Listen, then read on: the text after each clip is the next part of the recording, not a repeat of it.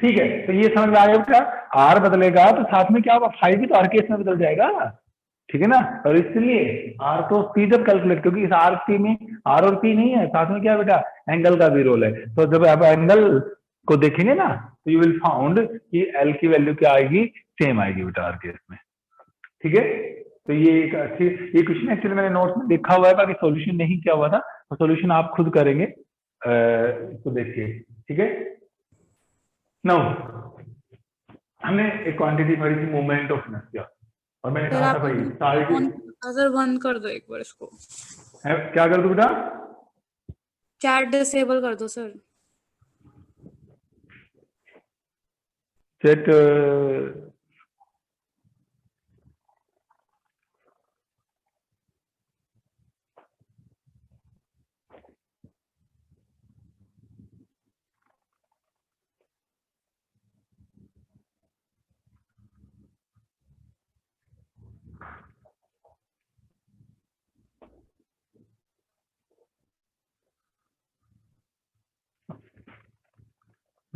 खुद रहा होगी शायद।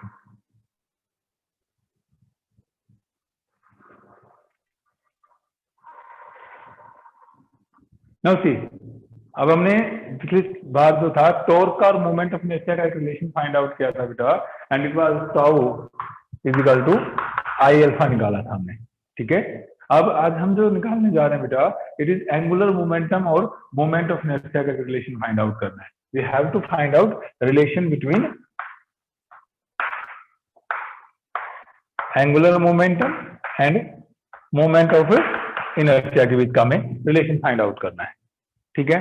मान लीजिए मैंने कहा था ये कोई मेरे पास रिजिड बॉडी है, it may be of any shape and size, made up of n number of particles, m1 m2 and it is let us suppose mn, n particles से मिलकर बनी है बेटा, ओके। एंड ये एक्सिस ऑफ रोटेशन है, axis of rotation, body जो है it is revolving around it with let us suppose an angular velocity omega angular velocity से रिवॉल्व कर रही है, ओके। नाउ हमने क्या कहा था बेटा, यहां से एक परपेंडिकुलर ड्रा किया, ये r1 हो गया। r1 से क्यों लिखा, क्योंकि अगर मैं बात कर रहा हूं कि ये पूरी बॉडी इस एक्सिस पर घूम रही है, तो अगर मैं इस m1 की बात करूं तो m1 जो है बेटे, it will move in this circle, it will move along the circle of radius r1, okay. Similarly अगर मैं यहां से देखता हूं और मैं कहता हूं ये r2 है, it will cover A distance circle of r2 radius and so on. ये क्या हो गया आपका, rn हो गया कि नहीं हो गया बताइए, कैसे कैसे चलती जाएंगे ये पार्टिकल्स।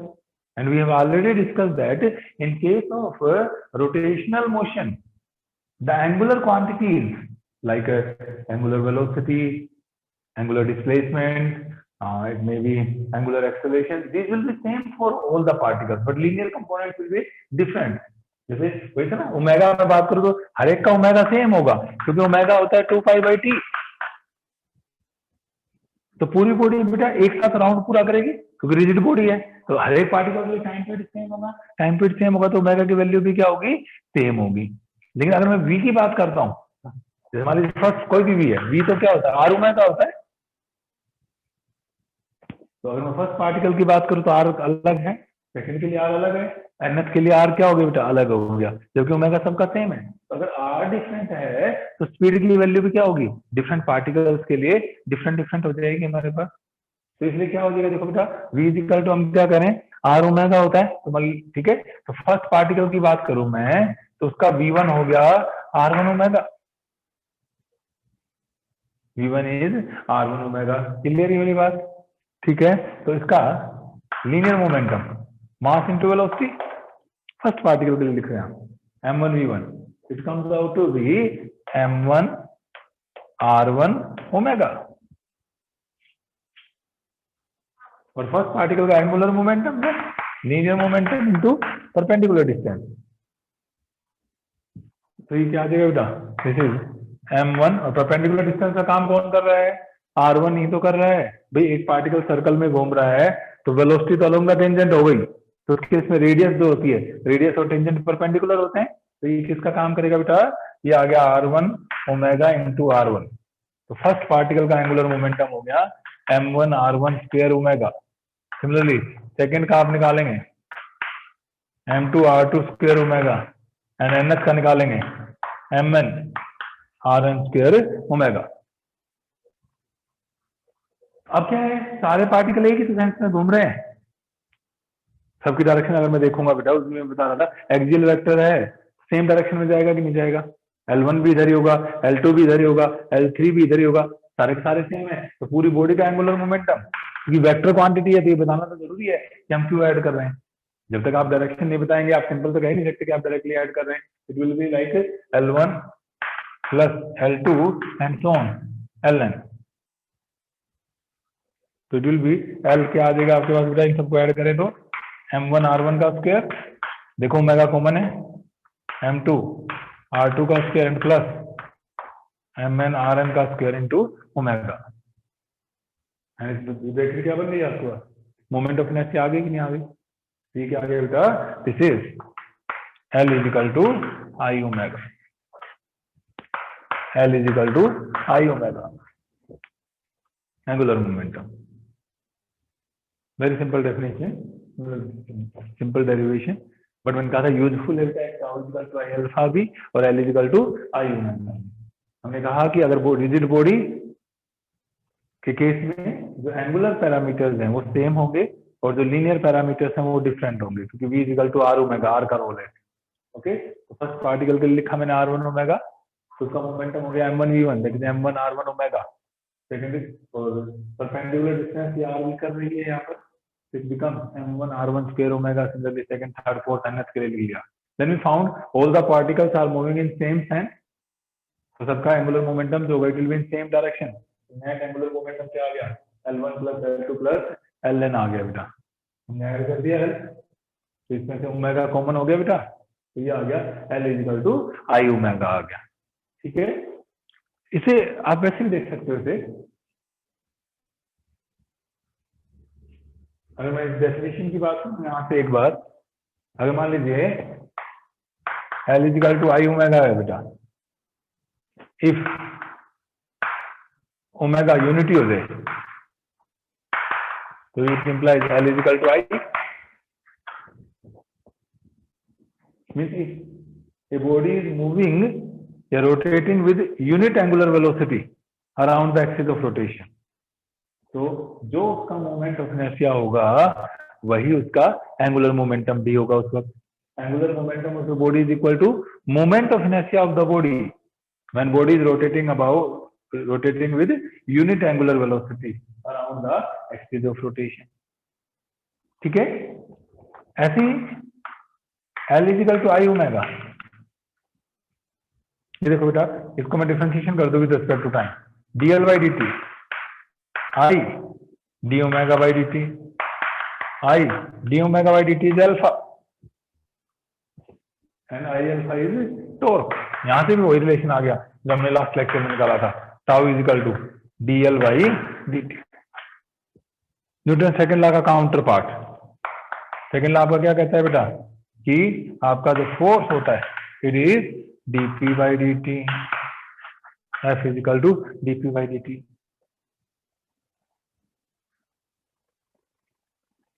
क्लियर है, तो tau is equal to dl by dt आ गया। तो हमारे पास मोमेंट ऑफ इनर्शिया का हमने टॉर्क के साथ रिलेशन फाइंड आउट कर लिया, tau is equal to I alpha, हमने एंगुलर मोमेंटम के साथ रिलेशन फाइंड कर लिया, हमने इसकी काइनेटिक एनर्जी निकाल ली बेटा हाफ आई ओमेगा स्क्वायर। अलग अलग केसेस में हमने अलग अलग पार्ट कर लिए इसके। ठीक है, अब देखो बस एंगुलर मोमेंटम जब हमें फाइंड आउट करना है तो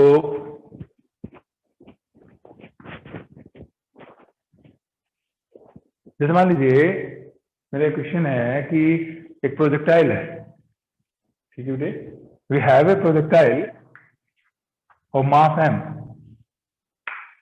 and it is projected with speed u at an angle theta। Angular projectile हमने पढ़े हैं, ठीक है, तो ये कुछ इस तरीके से जाएगा।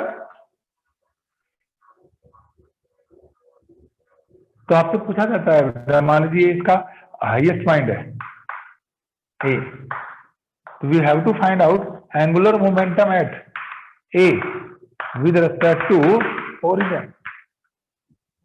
Origin means point of projection. हमें एंगुलर मोमेंटम फाइंड आउट करना है बेटा with respect two point of projection. कर सकते हैं? वही बात लगाओ बेटा जो अभी समझाई थी. एंगुलर मोमेंटम बेसिकली क्या है? P इंटू डी है, mv और एम वी. लेकिन हमें हाईएस्ट पॉइंट पे पहले बी चाहिए, पी निकल आएगा. हाईएस्ट पॉइंट पे बी कितनी होती है एंगुलर प्रोजेक्टाइल में? u cos you cos theta. बिल्कुल ठीक बात. हाईएस्ट पॉइंट पर याद करो बेटा, it is you cos theta. तो मोमेंटम की बात करूं तो ये कितना हो गया? एम यू कोस थीटा हो गया हाईएस्ट पॉइंट पे. वर्टिकल कंपोनेंट क्या हो जाता है? 0 हो जाता है. बिल्कुल ठीक भाई. पी पता लग गया मुझे हाईएस्ट पॉइंट पे, एम यू कोस थीटा. ठीक है बेटा. आप परपेंडिकुलर डिस्टेंस और चाहिए किस पे? ओ से एम यू कोस थीटा की लाइन ऑफ एक्शन पर. और लाइन ऑफ एक्शन में हमेशा कहता हूं बेटा कहीं तक भी बढ़ा लो आप. बढ़ा लिया. अब ओ से इस लाइन के ऊपर क्या ड्रा कर दो? एक परपेंडिकुलर ड्रा कर दो. ये ओ से इस लाइन पर क्या हो गया? एक परपेंडिकुलर. तो ये क्या हो गया? आपकी डिस्टेंस होगी कि नहीं होगी बताओ? क्या ये परपेंडिकुलर डिस्टेंस हो गई? और क्या ये परपेंडिकुलर डिस्टेंस हाइट के बराबर होगी? मैक्सिमम हाइट है 10. देखो इसे, ठीक है कि नहीं भाई? ये डी और ये क्या होगी? मैक्सिमम हाइट ही तो हो गई. देख सकते हो आप डायग्राम को. तो डी की जगह क्या आ गया मेरे पास? एच. तो भाई एंगुलर मोमेंटम बना एम यू कोस थीटा. ये इस पर्टिकुलर पॉइंट का है क्योंकि इस पर्टिकुलर पॉइंट की ही डिस्टेंस है और इस पर्टिकुलर पॉइंट की ही वेलोसिटी दी गई है यहाँ पर. तो क्या बना बेटा? M U cos theta into H. तो क्या आ गया हमारे पास? एच की वैल्यू पुट कर देंगे तो एंगुलर मोमेंटम आ गया L M U cos theta into U square sine square theta by 2g. Maximum height attained का formula U square sine square theta by 2g. L आ गया बेटा it is M U cube sine square theta cos theta by 2g.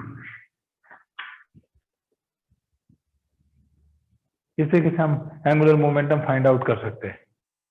ये हमने projectile निकाला था highest point पे. तो स्क्रीनशॉट ले लेना, एक अच्छा क्वेश्चन है ये. You will not be there in your notes. अब मुझे एक बार डायरेक्शन बताओ सेट करके. ए पर एंगुलर मोमेंटम की डायरेक्शन फाइंड आउट करनी है आपको विद रिस्पेक्ट टू ओ निकाल रहे थे. मान बताओ शबाश कैसे जा रही डायरेक्शन. ये एक्स एक्सिस है, फोर्स ये वाई एक्सिस है. ये जो मैग्नीट्यूड निकाला है ए पर निकाला है सीधी होगी सर. ऊपर तो कोई कंपोनेंट होगा ही नहीं, सारा आगे ही होगा. वो तो पी की होगी ना बेटा. मैं तो एल की पूछ रहा हूँ एंगुलर मोमेंटम की. एंगुलर मोमेंटम तो एक्सियल वेक्टर है भाई, एक्सिस के अलोंग होगा.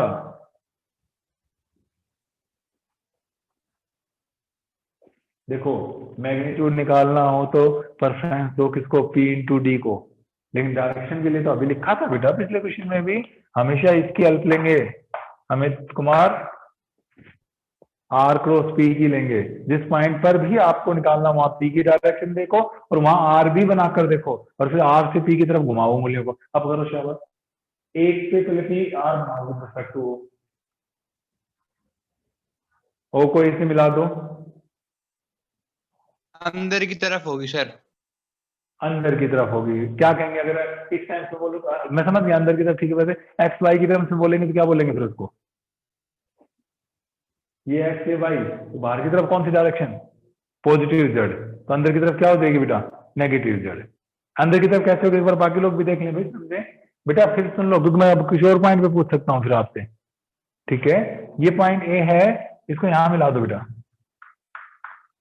मिला दिया. ये आर हो गया.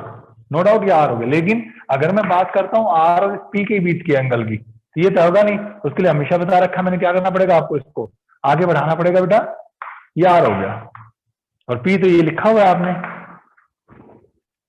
अब क्या करना है? आर पे रखना है और पी की तरफ घुमाना है. देखो घूम रहा है. ये आर के पैरेलल है.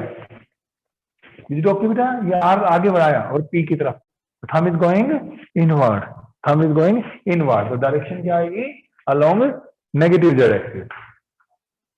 along negative Z axis. तो अगर इसे आप वेक्टर फॉर्म में लिखते तो ये होता है एल और साथ में माइनस के कैप और Y angular cross momentum X होगा ना सर? है बेटे। वाई कह क्रॉस सकते एक्स हो, वाली डायरेक्शन होगी ना? कह सकते हो आप थोड़ी देर के लिए, ठीक है ना, वाई क्रॉस एक्स वाली, क्योंकि एग्जैक्टली तो खैर ये वाई क्रॉस एक्स नहीं था क्योंकि आर ये था, ठीक है ना, और ये सर वो एक्स तो था, चेंज तो करेगी तो हम कैसे कह सकते हैं? है बेटा। डायरेक्शन तो क्या चेंज चेंज करेगी कर, सर। किसकी? एक पर्टिकुलर पॉइंट पे तो एक ही होगी ना बेटा। अगर मान लीजिए मैं एक पे निकाल रहा लेकिन हूँ, सर आपने वो ठीक है एरो ना, दिखाई वो तो मूवमेंट कर रहा है। कहाँ ए पे पूछ रहा हूँ, नहीं ए पे डायरेक्शन, ये तो लाइन ऑफ एक्शन है, उसको मैं कहीं तक भी दिखा सकता हूँ, कोई दिक्कत थोड़ी है।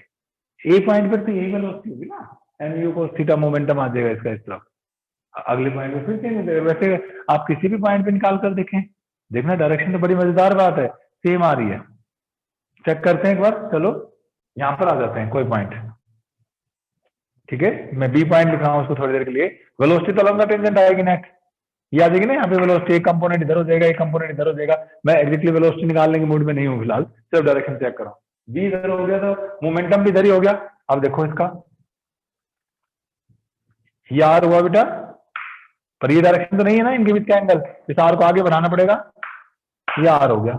करो चेक, आर को बी की तरफ घुमा दो, आर से बी, क्या इनवर्ड आ रहा है कि नहीं आ रहा है? देखो आ रहा है, ये आर हो गया, आ रहा है और आर सर। पर रखकर, आर पे रख के बी की तरफ घुमाओ, देखो बेटा थम अगेन गोइंग इनवर्ड, पूरे इसमें कहीं भी चेक कर लेना विद रिस्पेक्ट टू ओ, जो बेटा हर जगह नेगेटिव आ रही थी। एक्सियल वेक्टर, मैं बार बार बताता हूँ, पोलर वेक्टर नहीं है ये। पोलर वेक्टर में तो क्या होता है, जैसे मूवमेंट यहाँ यहाँ यहाँ हर जगह क्या होगी, डायरेक्शन चेंज होगी, पर एक्सियल वेक्टर में तो अलोंग द एक्सिस पॉसिबिलिटी दो बचती है, एक तो या तो जैसे मान लीजिए जेड एक्सिस होता है, नेगेटिव जेड होता है, तो इस केस में आप कहीं भी चेक करेंगे क्या आएगी, अब आपकी नेगेटिव जेड एक्सिस आएगा, ठीक है, तो आएगा समझ में। तो ये तो हुआ हाईएस्ट पॉइंट का, है ना, प्रोजेक्टाइल के ओर। चलिए ऐसे ही वो ये भी तो पूछ सकता है मुझसे सेम क्वेश्चन देकर कि भाई find angular momentum of the projectile at point of landing with respect to point of projection, ठीक है, point of sir landing with उसमें से तो रिस्पेक्ट टू सिर्फ हम पॉइंट। जो हाईएस्ट पॉइंट लिया था वो हटा देंगे और तो स्टेप सेम रहेंगे हमारे। नहीं, उसमें दोनों कंपोनेंट नहीं आएंगे वेलोसिटी के, पॉइंट ऑफ लैंडिंग पे देखो एक बार बनाते हैं डायग्राम, इसको अभी कर देता हूँ, ठीक है ना, ताकि थोड़ा सा डायग्राम बना सकूं मैं दोबारा से। सर थोड़ा बड़ा बनाना। ठीक है बेटा,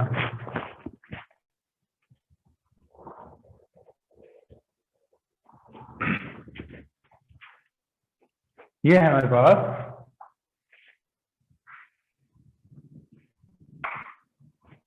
ये एक्स वाई मान लिया मैंने, वही है बेटा, एम मास की बॉडी यू स्पीड से थीटा एंगल पर प्रोजेक्ट की, न्यू जाएगी ये बॉडी, और आपको पता है ना जब स्ट्राइक करती है उस वक्त यू पर, यू से ही करती है, और कितने एंगल पर करती है, थीटा एंगल पर ही स्ट्राइक करती है। ये थीटा है तो ये भी क्या होगा आपका, थीटा होगा कि नहीं होगा बताओ। ये मान लीजिए बी पॉइंट पे स्ट्राइक किया है, जितने एंगल से आप थ्रो करेंगे उतने एंगल पर वापस आएगी और उतनी ही स्पीड से वापस आएगी। हमें फाइंड आउट क्या करना है बेटा, angular momentum at B with respect to O, O के रेस्पेक्ट में मोमेंटम से सीधा सीधा पता लग गया वैसे तो मुझे, पी इजिकल टू क्या हो गया बेटा, एम यू, ये यू है भाई, ठीक है, लेकिन अब मुझे परपेंडिकुलर डिस्टेंस में दिक्कत आएगी। कैसे, इसकी लाइन ऑफ एक्शन ये होगी, एक बार देखो, अब यहां से मुझे क्या करना पड़ेगा, या तो ये निकालू मैं परपेंडिकुलर, ये होगा कि नहीं होगा डी लाइन ऑफ एक्शन के ऊपर। ये देखो एक और तरीका, ये भी निकल आएगा, कोई बात नहीं कि ये नहीं निकल पाएगा रेंज वेंज की हेल्प लेके, पर एक तरीका और देखो, सिंपल सी बात है बेटा, इस यू के कंपोनेंट रिजोल्व कर लो। आपको याद आएगा टॉर्क में मैंने ऐसे क्वेश्चन करवाए थे, जिनकी लाइन ऑफ एक्शन ओ से पास कर जाए उनका टॉर्क जीरो, क्योंकि परपेंडिकुलर डिस्टेंस खत्म हो जाती है। देखो यू का बेटा एक कंपोनेंट इधर आ गया, यू कोस थीटा, और एक इधर आ गया आपके पास यू साइन थीटा,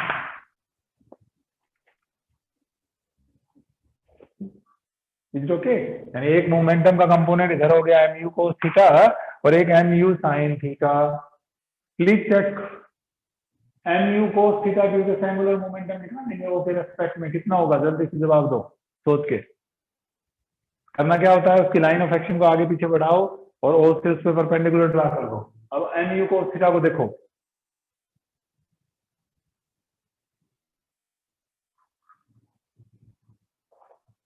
अरे अब mu cos थीटा बेटा भाई साइलेंट मोड में क्यों हो गए सारे। mu cos थीटा की लाइन ऑफ एक्शन को पीछे बढ़ाओ, कहां तक जा रही है देखो, सर आगे जाएगी। जीरो। पीछे की तरफ ले जाओ, जीरो। किसने दिया ये जवाब, वो बताना भाई। बिल्कुल ठीक है जवाब, किसका जवाब, नाम बताओ ना, मुझे दिखाई नहीं दे रहे ना भाई तुम लोग। सर वैभव।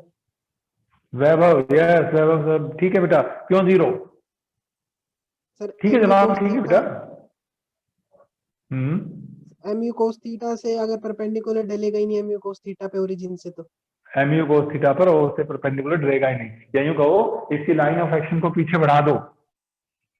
देखो तो ये इसकी लाइन ऑफ एक्शन कहां से पास कर गई, O से। आपको टॉर्क भी तो करवाए थे, सेंटर ऑफ मास के बाद टॉर्क निकाल रहे थे आप, तो वेट का टॉर्क जीरो हो रहा था, क्योंकि वेट की जो लाइन ऑफ एक्शन थी वो कहां से, सेंटर ऑफ मास से पास कर दी थी। ठीक है भाई, तो angular due to mu cos theta की वजह से तो एंगुलर मोमेंटम जीरो हो गया, इसका तो रोल ही खत्म। बहुत अच्छी बात है, क्योंकि ये पीछे प्रोड्यूस करने से O में से पास कर रही है।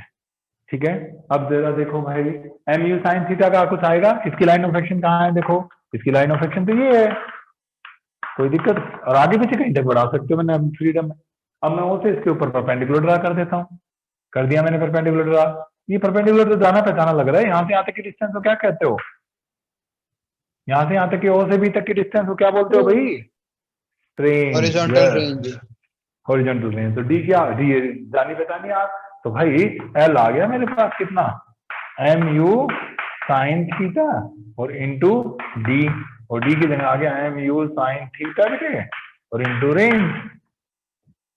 mu cos थीटा तो प्रोड्यूस नहीं करेगा। ठीक है, ये ज्यादा आसान तरीका कंपोनेंट रिजॉल्व कर लो कि बजाय इसकी लाइन ऑफ एक्शन को पीछे बढ़ाता और यहाँ से परपेंडिकुलर डाल, मतलब ऐसा नहीं कि वो नहीं आता, वो फिर r sin थीटा का कंपोनेंट वहां पर भी आ जाता किसी तरीके से।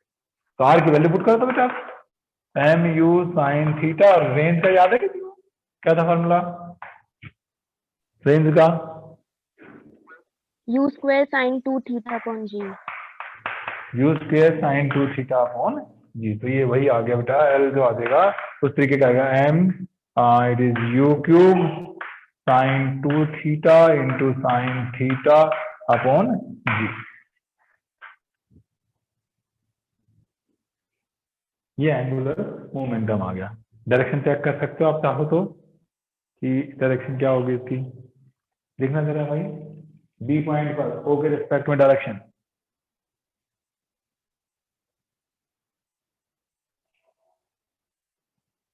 जेड और माइनस जेड, जल्दी चेक करें। -z होगा सर। यस, देखो u cos थीटा को तो कंसीडर ही नहीं करना है आपने।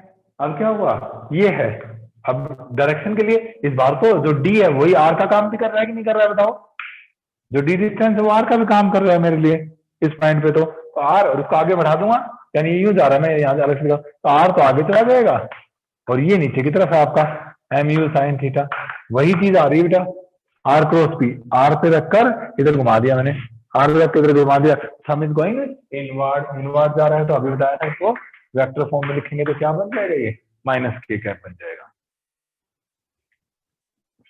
इसलिए डायरेक्शन बड़ी इंपॉर्टेंट होती है। कई बार ऐसा भी होता है, जैसे यहाँ पर भी इसका कंपोनेंट जीरो हो गया, अदरवाइज क्या होता है इसका भी कंपोनेंट वो आ जाए, तो फिर आपको दोनों की डायरेक्शन निकाल के फिर आपको उनको ऐड या सब्ट्रैक्ट करना पड़ेगा, जो भी डायरेक्शन बनेगी उसके हिसाब से। ठीक है ना, अगर दोनों कंपोनेंट की वजह से